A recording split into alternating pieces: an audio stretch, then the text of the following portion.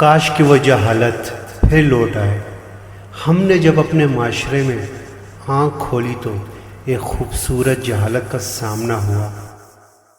ہمارا گاؤں سڑک، بجلی اور ٹیلی فون جیسی سہولتوں سے تو محروم تھا، لیکن اطمینان اس قدر تھا جیسے زندگی کی ہر سہولت ہمیں میسر ہو۔ کائنات کی سب سے خوبصورت چیز جو میسر تھی وہ تھی محبت۔ کوئی غیر نہیں تھا، سب اپنے تھے۔ نانیاں کی طرف والے سب مامے، ماسیاں، نانے، نانی ہوا کرتی تھی۔ ددیال کی طرف والے سارے چاچے، چاچیاں، پھوپھیاں، دادے، دادی ہوا کرتی تھی۔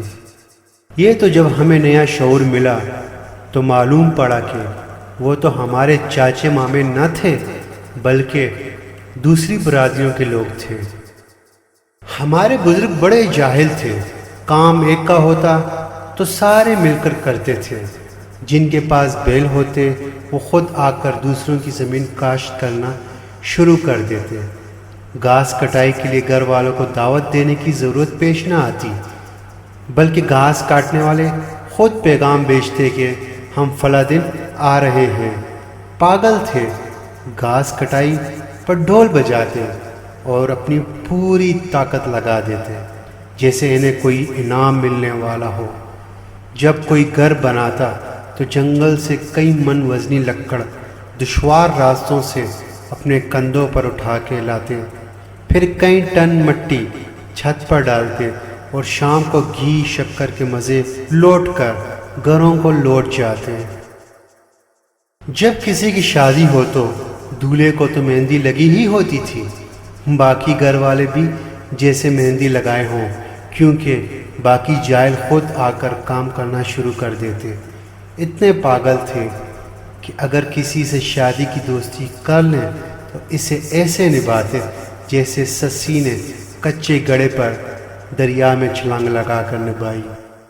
مکئی ایسے ایک ایک دانہ صاف کرتے جیسے کوئی دوشیزہ اپنے بال سنوارے۔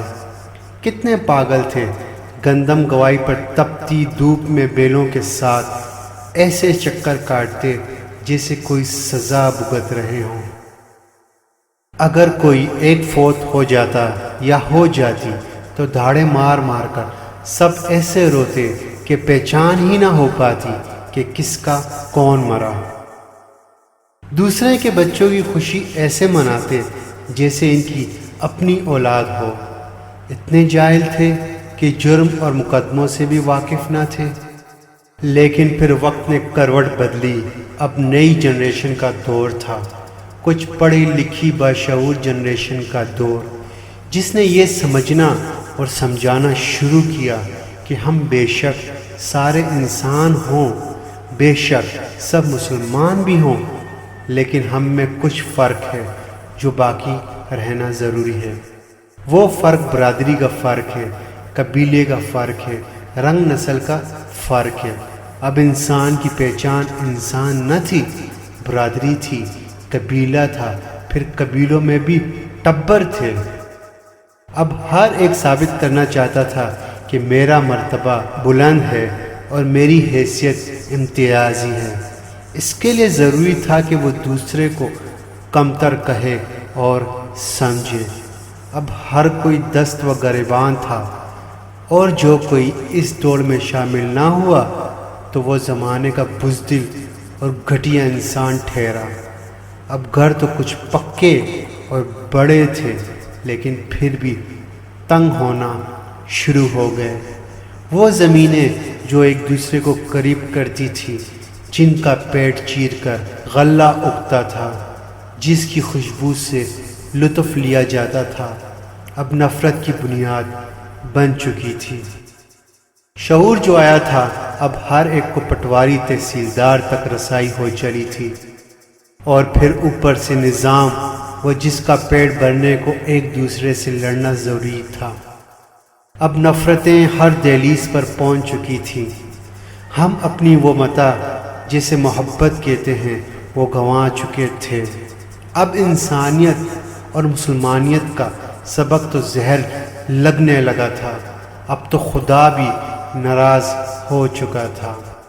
फिर नफरतें अपने अंजाम को बढ़ी, इंसान के कत्ल पे आमादा हो चला था।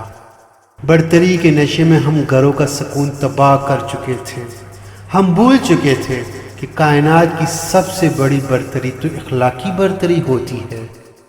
अब इखलाक से हमारा ताल्लुक़ सिर्फ इतना रह चुका था कि सिर्फ हमारे गांव के 2 बंदों का नाम इखलाक था। अब हम एक दूसरे को फतह करने की वजह ढूंढने में लगे थे। फिर कुदरत ने भी माफ़ ना किया, इसने भी हमें मौका दे दिया। मार दाड़ से जब एक दूसरे को फतह करने में नाकाम हुए तो बात कत्ल पर आ गई। अब एक तसलसल से ये अमल जारी है। अब तो हम अखबारों और टीवी की जीनत भी बन गए। अब शायद ही कोई ऐसा दिन होगा जिस दिन अदालतों में हमारे गांव का कोई फर्द खड़ा ना हो। FIR इतनी हो चुकी कि अब ढूंढना पड़ता है कि हमारे गांव का कोई ऐसा फर्द भी है जिस पर कोई केस ना हो। अब इन जाहिल बुजुर्गों में से कम ही जिंदा हैं। जो जिंदा हैं वो ज़िंदगी और मौत की कश्मकश में हैं। इनमें से अगर कोई मरता है तो दूसरा इसका मुंह देखने की ख्वाहिश करता है, लेकिन हम बाशऊर लोग इसे ये जाहिलाना काम करने की इजाज़त नहीं देते, क्योंकि इससे हमारी तौहीन का खदशा दरपेश है। इन नफ़रतों ने सिर्फ इंसान ही नहीं, पानी, स्कूल और मस्जिदें भी तकसीम कर दी। अब तो अल्लाह के घर भी अल्लाह के घर नहीं रहे। हर कोई अंदर से टूट चुका है, लेकिन फिर भी बज़िद है और नफ़रत का इलाज नफ़रत से ही करना चाहता है। अब मोहब्बत का पैगाम बरादरी कबीले से गद्दारी समझता है। अब दुआ भी सिर्फ दुआए खैर होती है। दुआए खैर का एक अजीब मफ़हूम निकाल कर रखा हुआ है। एक दूसरे से नफ़रत का इजहार करके इसके साथ मुकम्मल बायकाट का नाम दुआ खैर रख दिया गया है। लेकिन सवाल यह है, आखिर कब तक? क्या ही अच्छा हो अगर हम आज भी संभल जाएं, अपने अंदर की सारी नफ़रतें मिटाकर दूसरे के हक़ में दुआ करने की कड़वी गोली खा लें।